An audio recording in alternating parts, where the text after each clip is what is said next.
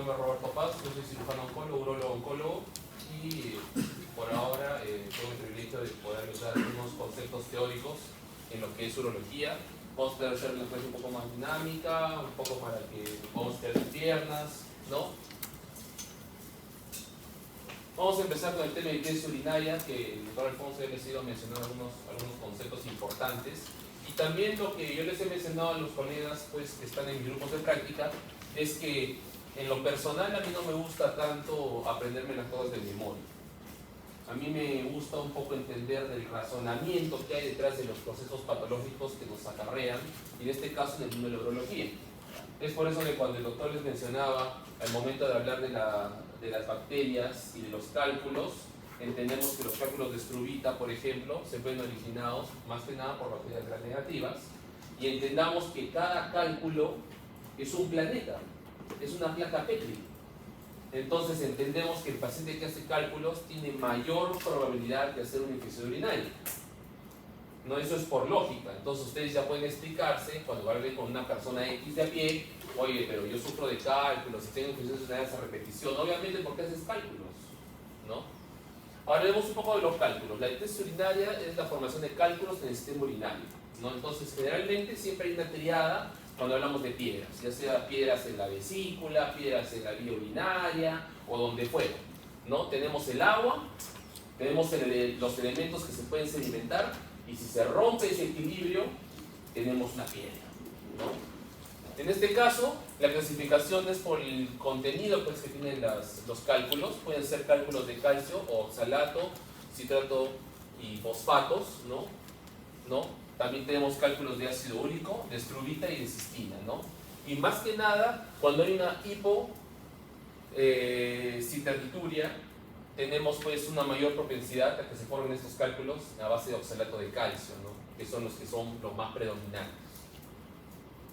Ahora, si vemos un poco el origen y los factores de riesgo, pues tenemos pues la hipercalciuria, al momento de que ustedes eliminan demasiado calcio por la orina. Tenemos la hiperurocusuria, ¿no? O tenemos el efecto de lo que puede producirse los residuos. Acordemos que el riñón pues filtra un montón de residuos.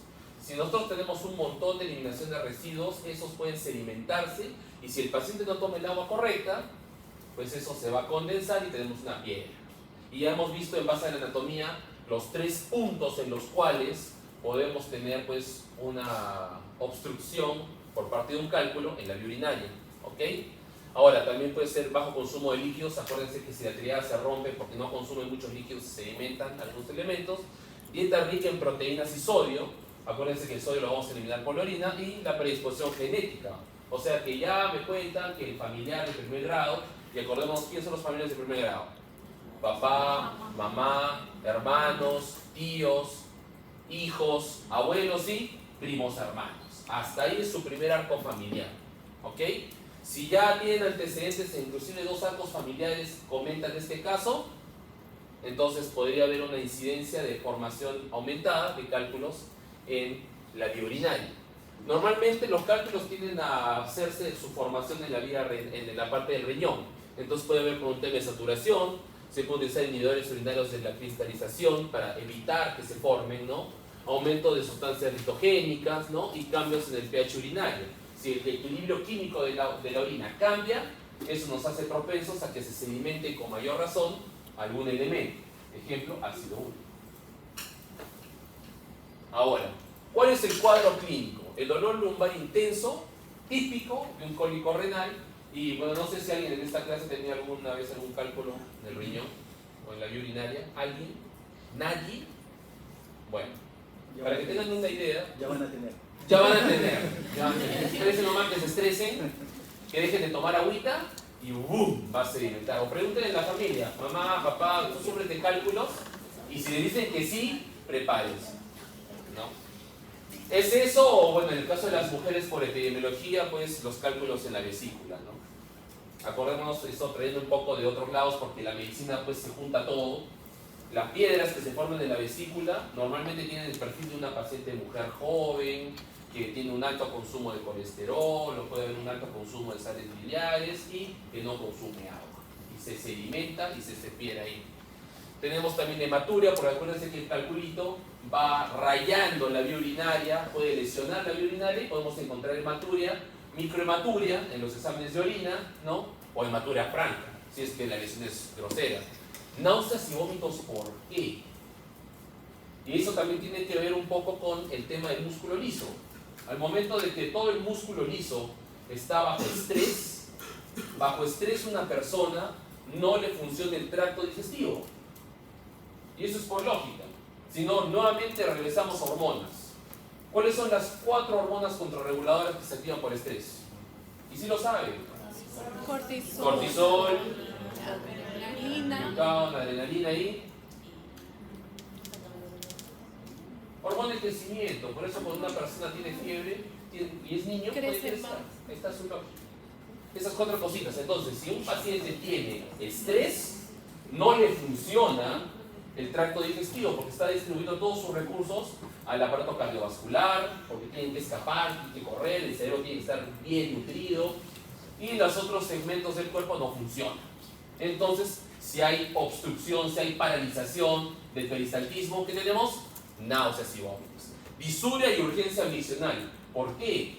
Porque la vía urinaria está tratando de eliminar el cálculo. Entonces, toda la vía urinaria está haciendo su peristaltismo propio y obviamente pues van a sentir pues que hasta abajo están con la lesión. Por eso, un signo importante del dolor no solamente es la ubicación lumbar, por ejemplo, sino ustedes pregúntenle a un paciente. Se irradia. Exactamente, el dolor se irradia. ¿Y a dónde se irradia, doctora? Zona inguinal o genitales externos. Exacto, y para que sean más prácticos, señor, señora, ¿dónde le duele? Si es una mujer, ¿sabe qué, doctor? Tengo el dolor, es un dolor que es muy similar al dolor de parto. Es la verdad. O sea, tienes el dolor de parto y tienes un poquito más abajo el dolor por cálculo renal, ¿no? Inclusive muchas personas lo describen como que se le hubieran metido una cornada ahí atrás, ¿no? Como si le hubieran metido un puñal en la espalda.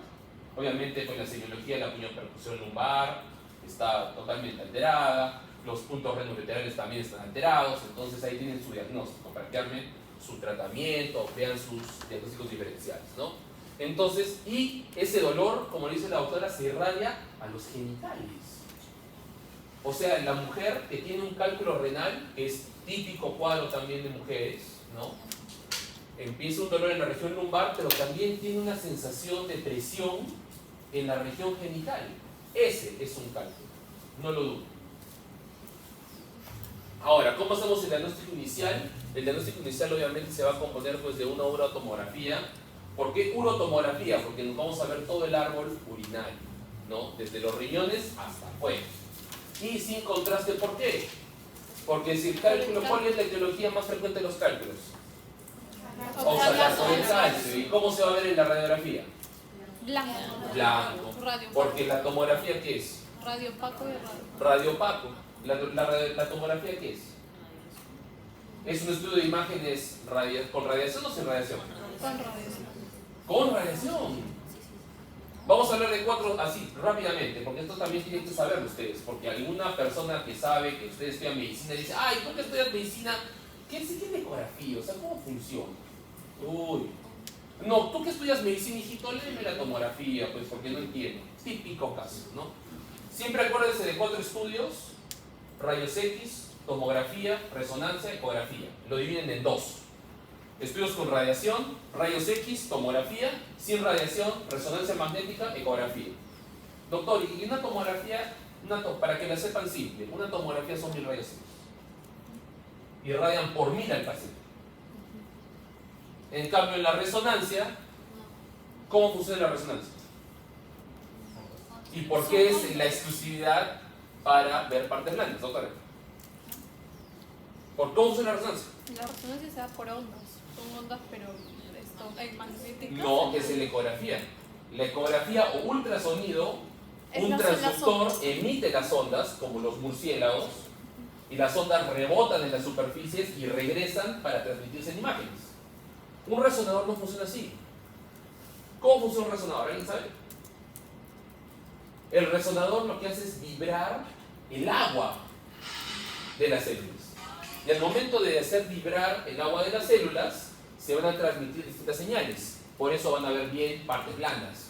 riñón, cerebro, e incluso en la resonancia sí se puede ver cáncer, porque hay una ventana que es la ventana de difusión, donde ustedes pueden ver hipercelularidad, cosa que no se puede hacer en la tomografía, porque la tomografía, ¿qué es? 1000 rayos X, es rayos. Entonces, el estudio de las litiasis urinarias empieza con una urotomografía sin contraste, porque la etiología más frecuente de los cálculos es el oxalato de calcio y se va a ver rayo opaco. Muy bien.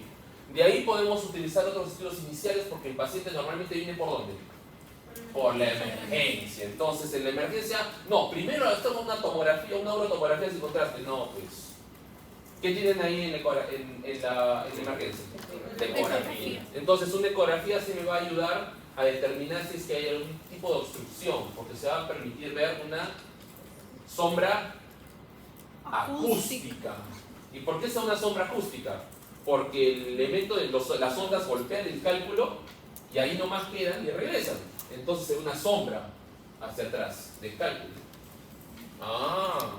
Análisis de orina y urocultivo. Obviamente en el análisis de orina van a ver pues, un poco de hematuria, probablemente microhematuria, ¿no? Probablemente el urocultivo sea una bacteria, porque hemos quedado que los cálculos son planetas, son placas Petri, ¿no? Y obviamente pues una evaluación metabólica, porque como ya lo vimos, el doctor Alfonso nos ayuda con esa parte, hay varios factores de riesgo de enfermedades crónicas, diabetes, hipertensión. Ok. ¿Y cómo manejábamos uno de estos cuadros? Tenemos varias maneras. Antiguamente se hacía litotripsis extracorpórea, había una máquina que lanzaba ondas de manera externa y rompía los cálculos, pero ahora todo es endourología. El pan nuestro de los urólogos, bueno, yo no soy urologo, soy uroloncólogo, pero bueno, ya, igual hay que conocer esa parte. El pan nuestro de los urólogos es los procedimientos endoscópicos. Entonces, con una camarita entras por donde orinas hasta la vejiga, subes por el uréter y con un láser rompes esos cálculos. Y esos procedimientos mantienen el pan del día a día de los urólogos, ¿no? Eso y bueno, también litiasis y lo que esto es el tema de neurología, ya sea para láser, próstata, lo que fuera.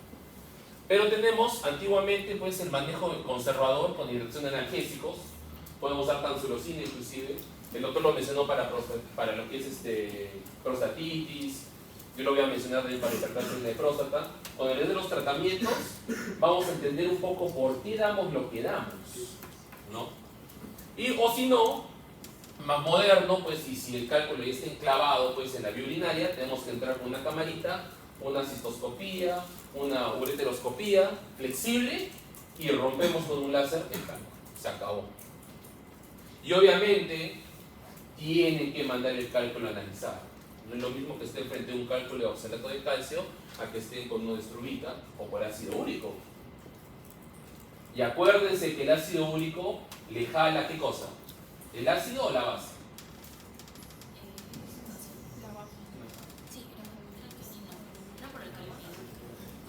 ¿Qué toman normalmente como medida higiénico-dietética para mejorar la hiperuricemia? Aparte de su allopurinol, por supuesto. ¿Nunca han escuchado que se hace un vasito con bicarbonato de sodio? Sí. ¿Y eso qué hace? ¿Que la orina se vuelve más alcalina? Se alcaliniza la orina. Y de Pero esa es porque manera, el medio está ácido. exactamente, Claro. el medio está ácido. Y eso hace que el ácido úrico se precipite, porque es ácido úrico. Lo que tú quieres es alcalinizar el medio para que no se precipite el ácido úrico y pueda llegar a un pH neutro. Esa es la idea. Entonces, entre las múltiples medidas farmacológicas, si tienen un paciente que tiene gota, hiperuricemia, ácido úrico elevado, tómate tu bicarbonato de sodio en tu cucharita en un vasito de agua todos los días. Y es por eso que no se sedimenta ese elemento. Pero obviamente, cuando le hacen el procedimiento al paciente, tienen que mandar ese cálculo a analizar. ¿Para que lo manden a dónde? Al nefrólogo. Y el nefrólogo ya les dirá, bueno, esta va a ser tu dieta a partir de ahora, no puedes comer esto, no puedes comer esto, te privamos de esto, porque tu forma está. Por esto. Y así es más fácil. Y de paso, le evitan las emisiones urinarias al paciente, ¿no? Ahora vamos a tratar lo que es traumatismos del aparato genitourinario, ¿no?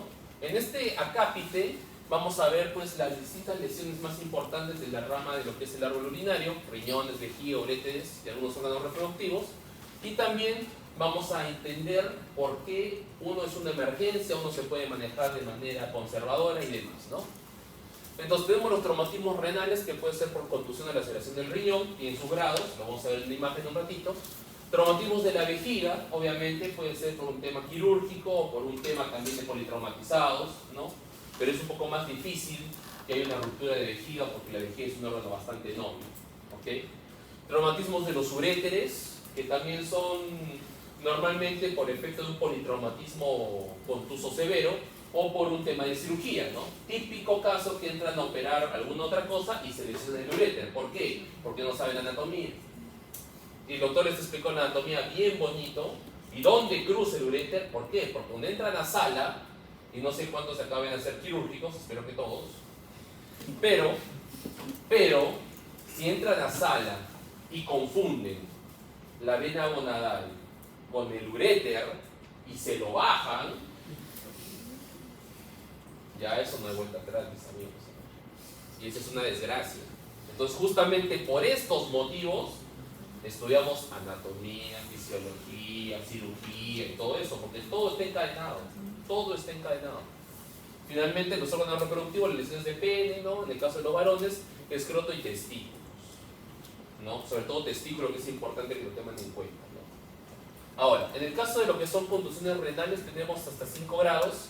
En el caso del grado 1, pues es una contusión leve, hay una pequeña hematuria, puede ser hematuria microscópica, puede haber macrohematuria, pero evidentemente el hematoma que nosotros vamos a encontrar pues, en el riñón es un hematoma subcapsular no expansivo, o sea que es autocontenido.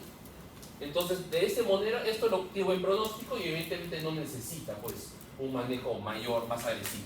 En el caso del grado 2, sigue siendo un hematoma perirenal no expansivo, ¿no? Pero sigue confinado al retroperitoneo, o sea que aumenta un poco en su tamaño, pero sigue en el retroperitoneo.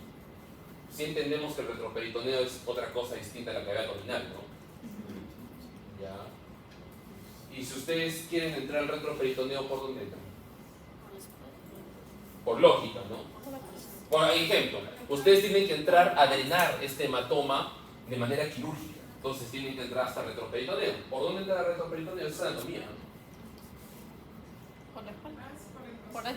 Por la espalda puedes hacer una lumbotomía, perfecto. Y si entras por el abdomen, entras a cavidad y después ¿hasta dónde te vas? A la fascia de Toll, ¿no? Al repliegue retroperitoneo. Exactamente, pero sin embargo... Pero sería muy engorroso, o sea, por adelante quiero llegar hasta el retroperitoneo. Les comento algo. Y bueno, no sé cuántos acaban de ser quirúrgicos, pero la primera regla de la cirugía es exposición, exposición, exposición. Ustedes tienen que tener la visión completa del campo quirúrgico para poder operar. Entonces, vamos no al caso de un trauma renal, vamos al caso de un cáncer de riñón. Y es un cáncer de riñón que tú solo vas a operar el tumor. O sea, no vas a sacarle el riñón al paciente, porque es un tumor de 3 centímetros, no hay metástasis, está súper bien, le haces una nefrectomía parcial. O sea, solo le sacas el tumorcito y ya está. Pero para hacer este procedimiento tú tienes que tener una visión amplia. Entonces hay cirujanos que operan laparoscópico. ¿Y por dónde entra el laparoscópico? Por el abdomen. Y se meten. Exacto, entonces es el corte, pues justamente en la fascia de Toll, que es el repliegue del abdomen con el retroperitoneo, y entran al retroperitoneo.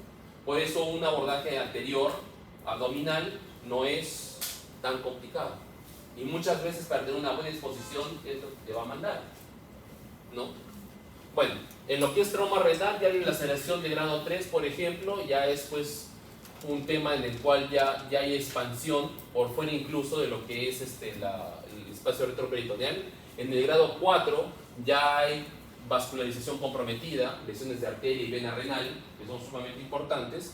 Y en el grado 5, pues obviamente hay un estallamiento, destrucción total del riñón, o sea, ya hay lesión del órgano en sí, ¿no? Y obviamente aquí tienen una cosa un poco más gráfica, como lo vimos grado 1, grado 2 sigue el retroperitoneo, en grado 3 ya se sale un poco el retroperitoneo con lesión renal inicial, en el grado 4 lesión vascular y en el grado 5 pues el estallamiento completo del riñón. Eso para que se acuerden cómo hacer el manejo, cómo hacer su pronóstico, ¿no? Entonces obviamente el diagnóstico final va a ser a través de tomografía, una urotomografía con contraste, y si queremos ser un poco más acuciosos, ¿con qué vemos partes blandas?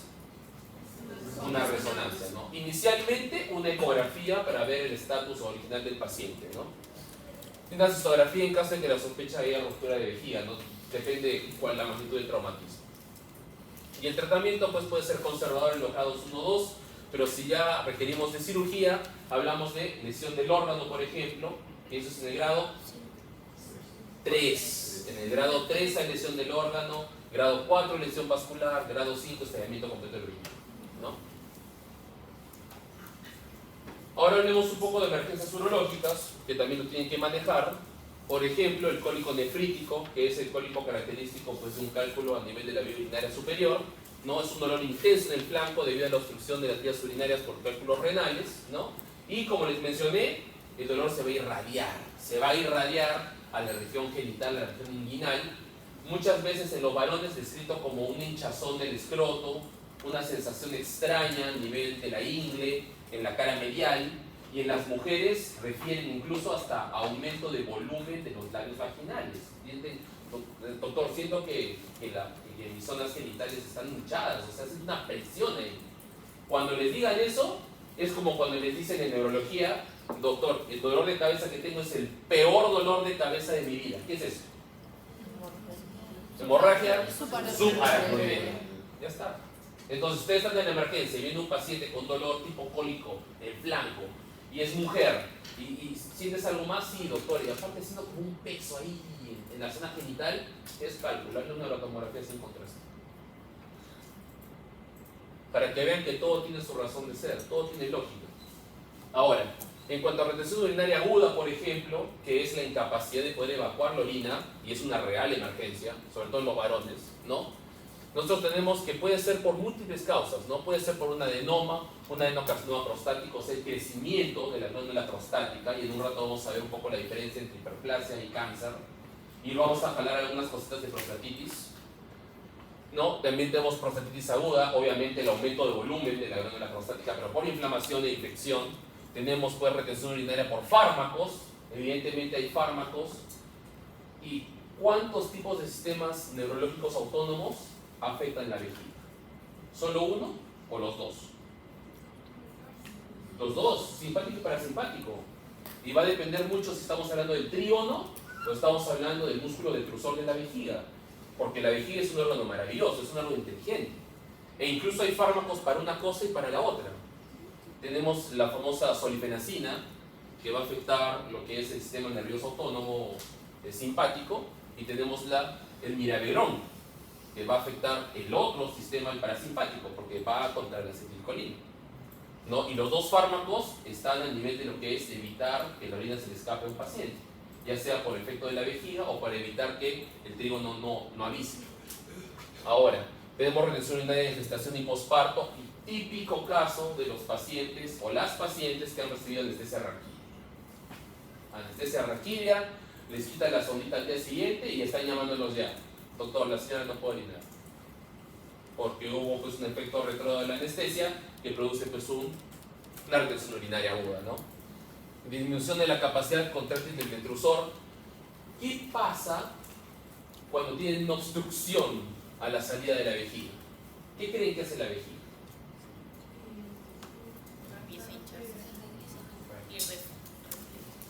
Empieza a luchar, porque la orina tiene que salir y la vejiga es un músculo vivo. Entonces empieza a presionar contra la puerta de salida, todo lo que puede, y obviamente, ¿qué pasa cuando un corazón empiezan a darle duro, duro, duro, duro? ¿Qué pasa con el ventrículo? Se hipertrofia. Entonces las paredes de la vejiga también se hipertrofian, y es la famosa vejiga de lucha o vejiga de paredes engrosadas que ven en las ecografías. Tienes un paciente que tiene una hiperplasia de próstata, o la próstata grande, ¿no? En base a la edad, y eso es otra cosa que vamos a ver en un ratito, pero también ven paredes de vejiga engrosadas, porque ese paciente tiene años de lucha de la vejiga contra esa próstata, que es un stop en la salida. Entonces, bajo esa manera, en un momento, como todo tiene su final, ¿no? Se cansó el músculo de la vejiga, ya no empuja la orina hacia afuera. Y si la vejiga se olvida de empujar la orina hacia afuera, empieza a retenerse, y empieza a haber dolor en el globo vesical, y el paciente no puede orinar. Porque no es simplemente una salida. Acuérdense que todo está conectado. Entonces tenemos que la vejiga se llena, como lo vimos en la parte de anatomía con el doctor Alfonso. La vejiga se llena. ¿Hasta dónde tiene que llenarse la vejiga para que ya avisen de que hay que orinar? 300 ml. Muy bien, doctor Alfonso, ya está, ya. Está aprendiendo. Listo. Entonces ahí tienen la primera sensación de necesidad de vaciamiento, ¿no? Ya está avisando la vejiga. Finalmente la vejiga puede llegar incluso hasta los 300 ml, porque ya ahí tenemos la sensación imperiosa de ir a orinar. Y finalmente ustedes pues hacen lo que es el vaciamiento, ¿no? Ahora, en este caso hay una alteración, se llama nicturia. Y me parece que lo han visto ahora en su pretest, ¿no? Y ahorita vamos a hablar de eso. Hablemos de otra emergencia para los varones, esto, chicos, por favor, importantísimo, ¿ya? El priapismo. El priapismo es la erección persistente y dolorosa del pene que dura más de 4 horas, ¿no? Entonces tenemos un priapismo en el cual tenemos pues que por más de 6 horas ha habido un conglomerado de sangre en los cuerpos cavernosos, y si tenemos un priapismo de alto flujo es porque esto es secundario a un trauma perineal, por ejemplo, ¿no? Produciendo una fístula, o sea, puede haber una fístula entre la arteria y la vena, y esto aumenta el flujo de sangre. Entonces esto se vuelve todavía una emergencia aún más imperiosa, ¿no? Hablemos de torsión testicular. Típico caso de los niñitos que vienen con un dolor súbito a nivel de lo que es el testículo. ¿Y por qué? Porque de alguna manera hay una laxitud entre los ligamentos que mantienen fijo al testículo dentro del escroto. Entonces se produce la torsión, el estrangulamiento de los vasos testiculares, y obviamente empieza pues el dolor, que es lo más remarcante. Ahora, doctor, ¿y cuánto tiempo debo esperar? ¿Cómo funciona? Porque esto puede tener en cirugía, ¿no? Si no resuelvo el tema rápidamente, se desvuelve el testículo. Dentro de las 6 horas de iniciado el cuadro, el testículo tiene una alta probabilidad de salvarse y se realiza la cirugía de torsión. Tiene que hacer una detorsión, volver a poner en su sitio los vasos espermáticos, ¿no? Los vasos testiculares, y hacer la orquiopexia. Orquio de testículo, pexia de fijación. Fijan en el escroto con un puntito el testículo. Se acabó el problema. Pero eso dentro de las 6 horas. Ya a partir de entre las 6 horas y 12 horas ya empieza a haber necrosis. Ya empieza a haber áreas del testículo que empiezan a morirse. Y finalmente después de las 12 horas, eso ya es necrosis testicular, no hay nada que hacer. Y se caracteriza porque van a darse cuenta de que ya el dolor disminuyó un poco, pero ya el testículo no es como es una piedra. ¿No? Y bueno, para terminar, para que se vayan a estudiar, porque yo sé que ustedes van a estudiar diligentemente para dar un buen examen, yo los conozco. Vamos a tocar un poquito, vamos a tocar unos chispazos de prostatitis, algunas cositas, porque el doctor Alfonso ya les ha dado el tema de prostatitis, y yo les voy a dar las diferencias con hiperplasia benigna de próstata y cáncer de próstata, ¿no? Porque realmente estas 3 entidades son las que van a atacar la próstata del varón, ¿no?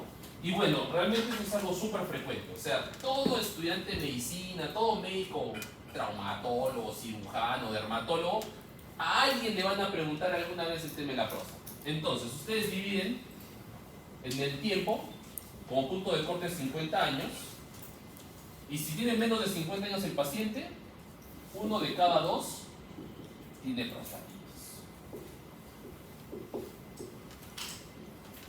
Y por encima de los 50 años, 2 cosas pueden afectar a los varones: hiperplasia benigna de próstata y cáncer de próstata.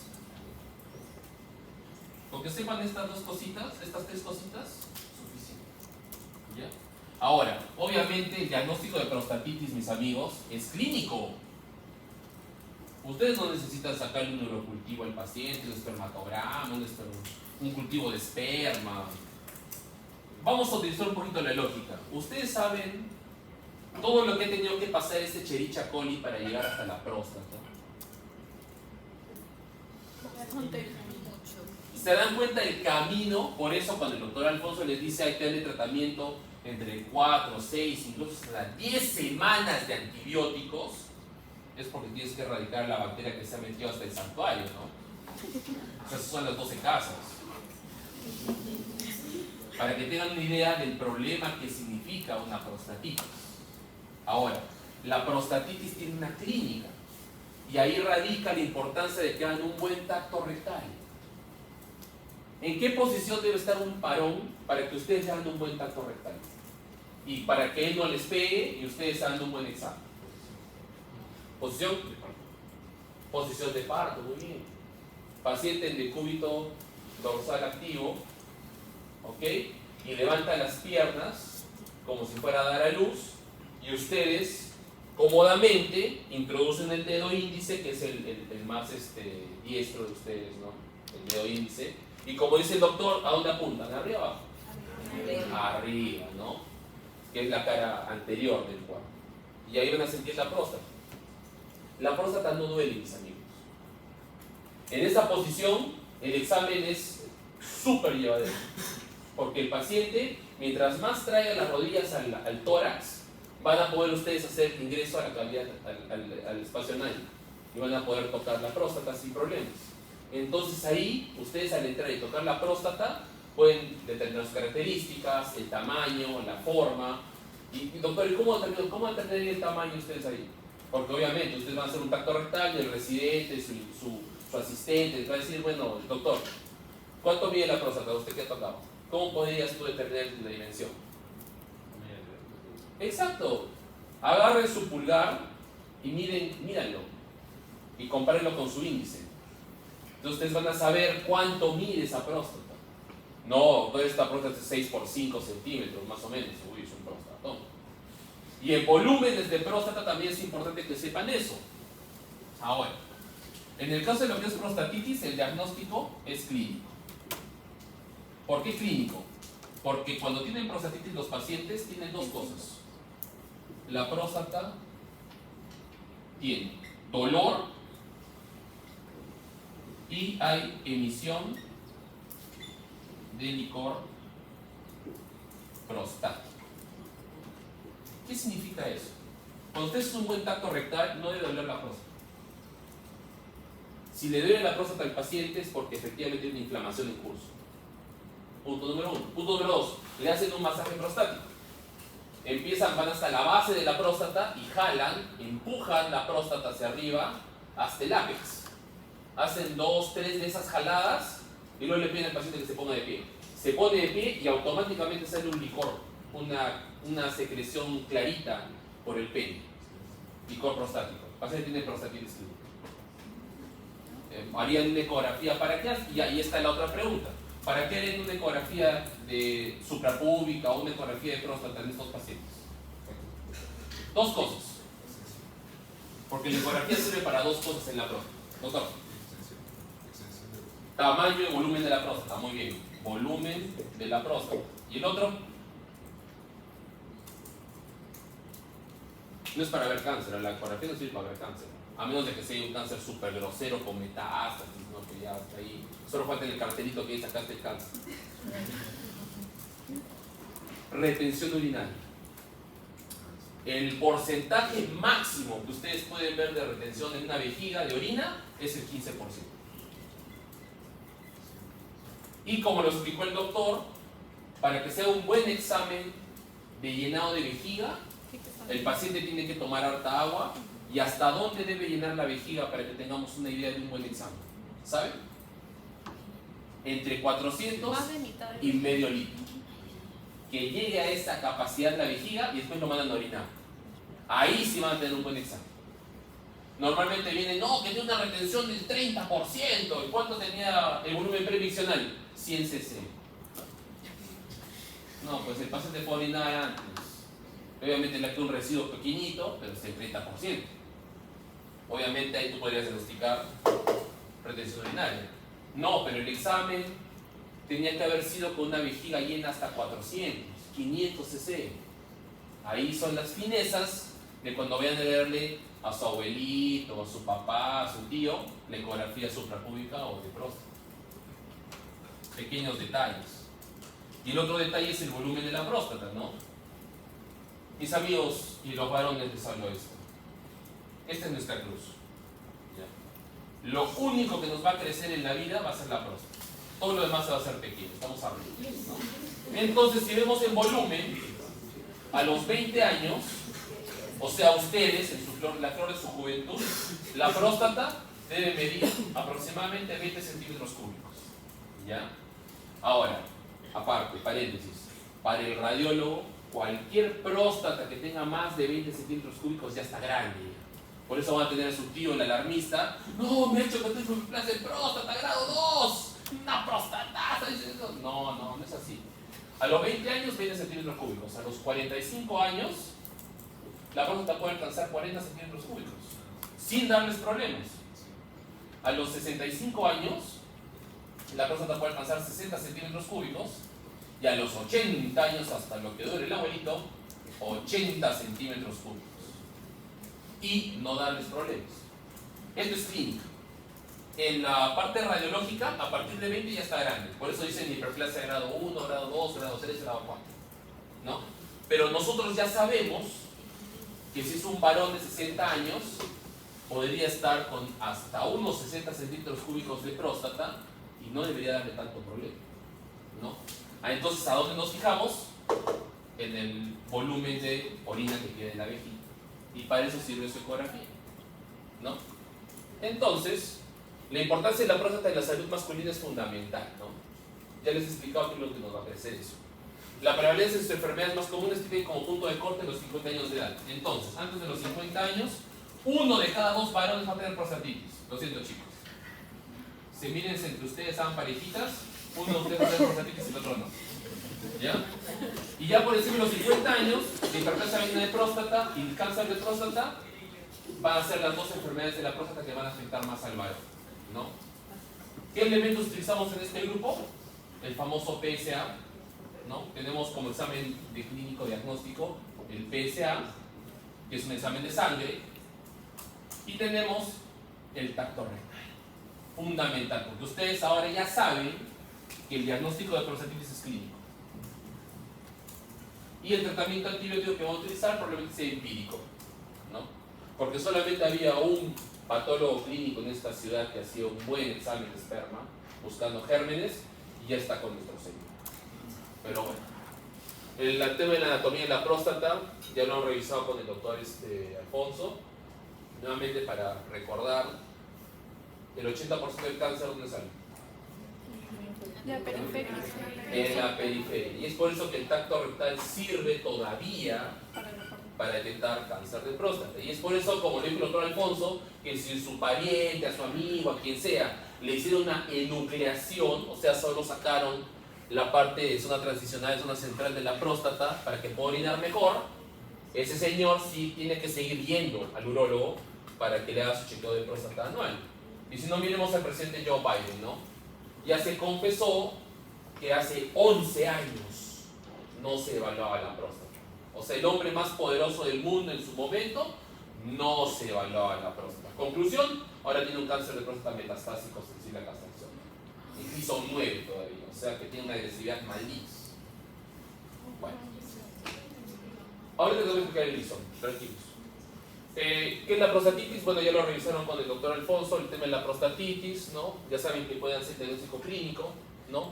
¿Y qué medidas podemos utilizar? Los antibióticos, como ya lo dijimos, incluso hasta 10 semanas de antibióticos. Ustedes pueden ir cambiando el esquema si ven que no hay resultados, ¿no? Hacen el seguimiento con clínica y con PSA incluso. Antiinflamatorios, pueden utilizar el celecoxib tal vez 2 veces al día en los primeros días, porque realmente es muy molesto, ¿no? Y cambios en el estilo de vida. Cambios en el estilo de vida. Y bueno, estamos entre colegas, bueno, futuros colegas, ustedes que no tienen licencia para matar, pero hay dos cosas importantes que tienen que saber de los estilos de vida para una prostatitis. Y eso también para los varones, sobre todo para los varones, ¿no? El tabaco, el alcohol de alto grado irritan la próstata, ¿ok? Pero ¿cómo llega un germen hasta la próstata? Entonces, la recomendación que se hace por parte de urología a los varones con prostatitis es, bueno, primero que no puedes tomar alcohol de alto grado, puedes tomar tu copa de vino, puedes tomar tu cervecita, no hay problema, pero no puedes tomar pisco, no puedes tomar vodka, no puedes tomar whisky, no puedes tomar tequila. Todo alcohol de alto grado va a irritar esa próstata. Algunas comidas extremadamente condimentadas también hay que evitarlas, ¿no? No fumes.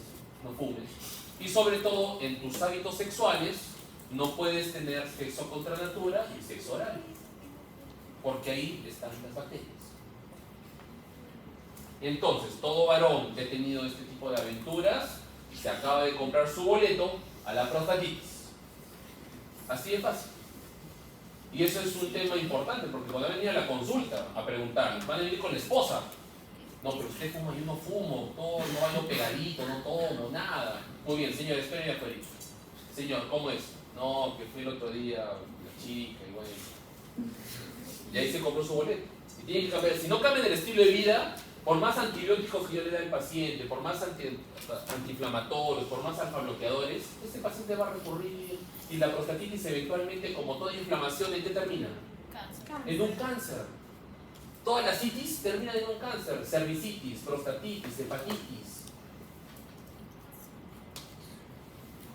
Ahora, en la hiperplasia benigna de próstata, que es el tema benigno, a partir de los 50 años, ¿no?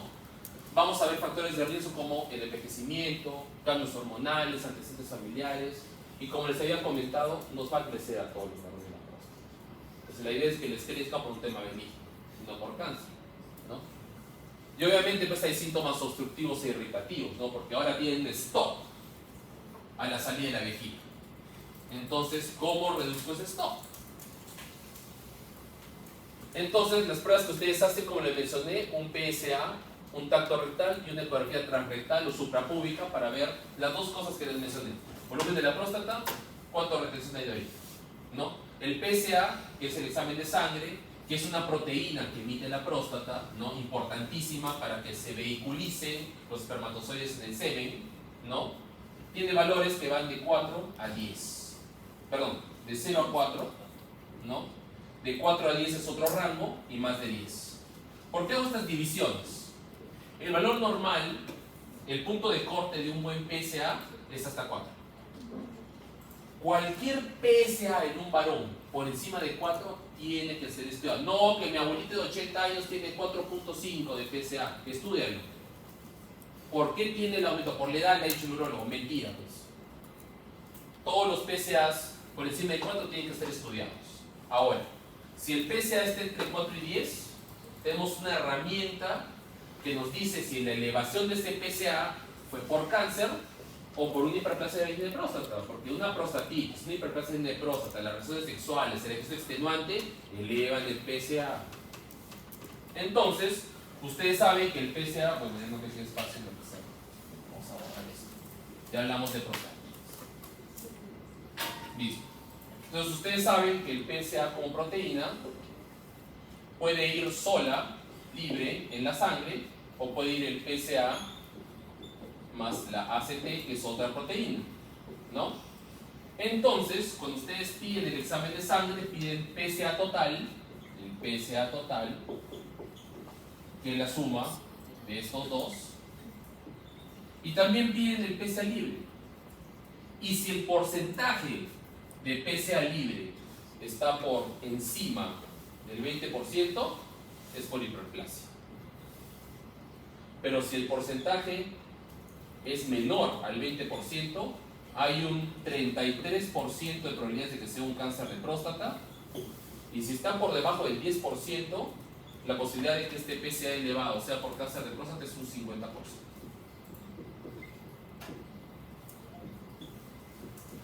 Estas son cosas prácticas. Esto es lo que le va a preguntar su tío, ese que sale a tomar sus traguitos el fin de semana.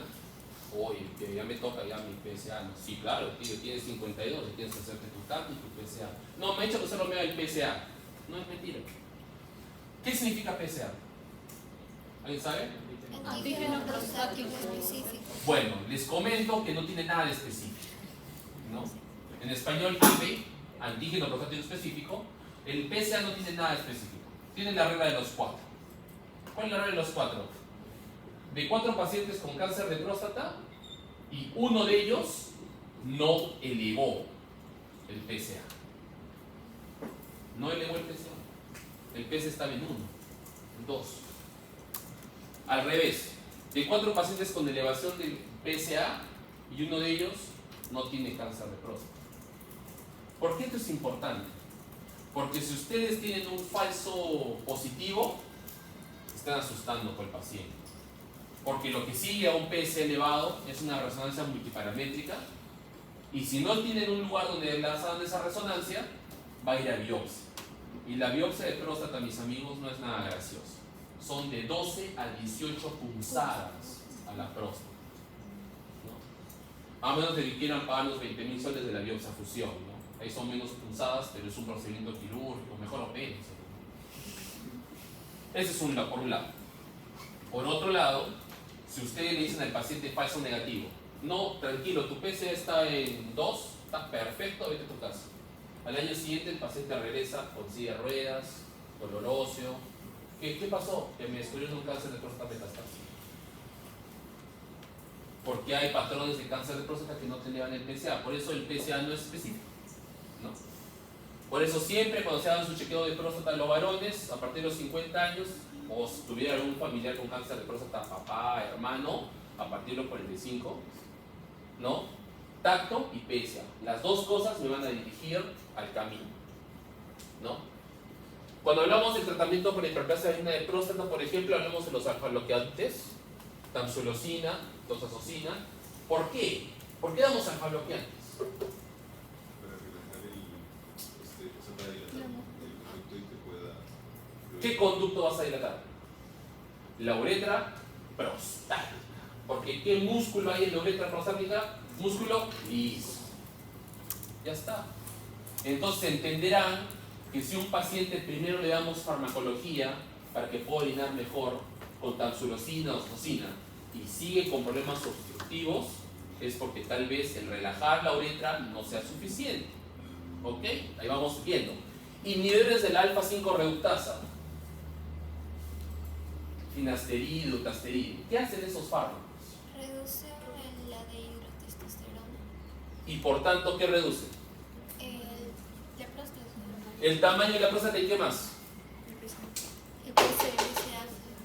Por eso, mucho cuidado con un paciente que tiene el PSA en 5, 6 y está con dutasteride. Porque significa que el valor real, ¿cuál es? 10, 12 de PSA. Y ustedes, por eso algunos urólogos, y ahí se van dando cuenta de las finezas, no, que le voy a dar tamsulón dúo, tamsulosina más dutasteride, para que reduzca la próstata, y no le han hecho el estudio completo. Están disfrazando su cáncer de próstata, porque ese PSA se subió por un cáncer y no por una hiperplasia. Pero cuando le dan el tamsulón dúo, el PSA automáticamente baja y el paciente obviamente orina mejor. Porque ¿qué parte de la próstata, doctora, y usted misma, reduce con los alfa-5 reductasas? No, la central. Cuando hablamos de hiperplasia benigna de próstata, lo que crece es la parte central. Esto es lo que pasa con una hiperplasia benigna de próstata y por tanto los tratamientos quirúrgicos. Miren, ¿no? Ahí estamos. Tenemos la vejiga, ¿no? Y este es el uretra. Y acá tenemos a su buena amiga, la próstata. ¿Por qué hago dos cositas, dos cuarnitos? Porque a grosso modo la próstata tiene su parte central y su parte periférica. Muy bien. Entonces, tiene una hiperplasia benigna de próstata, la parte central va a empezar a crecer. ¿Y qué va a aparecer? Lo va a obstruir. Entonces, ¿dónde atacan los alfa-5 reductasas? Acá. ¿Dónde está el núcleo? De acá. ¿Dónde hago la RTU? Acá. ¿Dónde hago la adenectomectomía? Acá. Pero solo saco esto, al punto que el paciente me queda así.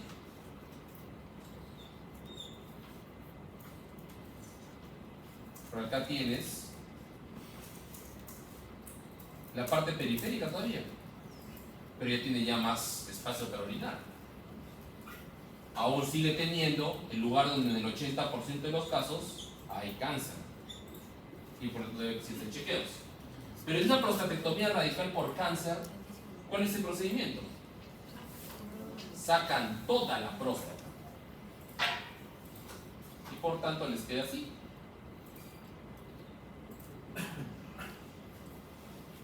Reconstruyen la vía urinaria, ya no hay próstata. Pero este procedimiento es por cáncer y este otro procedimiento es por hiperplasia benigna. Obviamente verán que uno es más cruento que el otro. Por eso la importancia de saber diagnosticar. Y ya para terminar, lo que es cáncer de próstata, acordémonos que le dieron el premio Nobel a Huggins en el 41 por haber descubierto que el cáncer de próstata se alimenta de testosterona. El combustible del cáncer de próstata es la hormona masculina, sexual, la testosterona. Ergo, si yo le corto el combustible al cáncer, se reduce, se congela, hasta podría en casos anecdóticos desaparecer.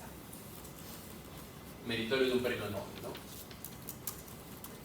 Obviamente el score de Gleason, esto me habla de agresividad del cáncer. Veamos los tipos de cáncer de próstata por agresividad como razas de perritos. Si tenemos un Gleason 6, ahora, bueno, a ver, vamos entonces. El patólogo mira la lámina en su microscopio y han visto que hay 5 patrones. 1, 2, 3, 4, 5. Mientras más el número, más desdiferenciado es el tejido. Esto ya no se parece en nada a las glándulas habituales que encuentras en la próstata. Ok, entonces el patólogo primero apunta el patrón más frecuente de la lámina, le pone un valor, digamos 3, y ahora ve cuál es el segundo patrón más frecuente en su lámina, el 4. Entonces 3 más 4, 7. Cosa distinta a un 4 más 3, que también era 7. Pero doctor, ¿no que el orden de los factores no tiene el producto? Sí, pero eso no es una multiplicación. Esta es una suma. Y acá sí importa. Pero los dos dan 7, doctor. Sí, pero en la primera, el patólogo estaba viendo este patrón, Hay 3. que es más tendiendo a la benignidad. Aún conserva algunas partes de la próstata normal. Pero en el otro, es este de acá. Es el más feíto. Este se comporta como un cáncer de alta agresividad. Entonces, si hay una diferencia entre 3 más 4 y 4 más 3 igual 7. Y en general, los Gleasons van 6, 7, 8, 9 y 10. Y aquí está el presidente Joe Biden. Si lo quieren ver como perritos, un Gleason 6 es un chihuahueño, chiquito, ladra, molesta, hace bulla. Si los muerde, bueno, no hay problema, pues un rasponcito. Y otra cosa es que se enfrente contra un Rottweiler entrenado para matar, ¿no? Un pastor alemán. Y lamentablemente eso es lo que tiene el presidente Joe Biden. Una enfermedad altamente agresiva que ya hizo metástasis. Una pena. Y este es el camino del cáncer de próstata, ¿no? Normalmente en cáncer, enfermedades localizadas, localmente avanzadas, metastáticas, ¿no? A grosso modo. Todos los tipos de cáncer tienen 4 estadios clínicos, excepto el cáncer de testículo, que solo tiene 3. Y el estadio clínico 1 y 2 es localizada, una enfermedad que está en el órgano. El estadio clínico 3 es localmente avanzado, se salió un poquito del órgano, pero sigue en la región. Y finalmente el cáncer, estadio clínico 4, que es metastásico, o sea, que ya hizo lesiones a distancia, en órganos a distancia, fuera de la región donde está el órgano de origen, ¿no? Y para estos tratamientos, pues tenemos pues que si es localizado, podemos curar al paciente con cirugía, radioterapia, podemos dar tratamiento hormonal a partir de esos escenarios porque nos va a ayudar. Y en los metastásicos, la columna vertebral del tratamiento es el tratamiento hormonal y le pueden dar fármacos como los ARPIs, que son los antiandrógenos de nueva generación. Ahí tenemos varios nombres: abiraterona, salutamida, palutamida, ¿no? Finalmente, el último estadio, el último nivel de juego, donde está el boss final, es el cáncer de próstata metastásico resistente a castración. ¿Por qué resistente a castración, doctor? Porque como todo cáncer, eso es un planeta también y va a mutar. Con la parte hormonal, ustedes atacan las células del cáncer que se ven afectadas todavía por la deprivación de la testosterona. Pero habrá 2, 3 células que no les interesa la testosterona, que solitas se encuentran su alimento, y si te eliminas a todas las que son sensibles a la hormona, estas de acá empiezan a proliferar. Y el cáncer que era sensible a que ustedes castren al paciente y le quiten su testosterona, se vuelve resistente a ese tratamiento. Entonces, en este escenario, en el metastásico resistente a castración, pueden decir que el paciente sí se va a morir de su cáncer de próstata. Bueno, entonces algunos de los fármacos que estamos utilizando ahora, nuevamente el pathway, aquí tenemos los fármacos que se están utilizando actualmente. Y bueno, eso es lo que quería tener el día de hoy. ¿No se hubiera alguna pregunta, alguna duda?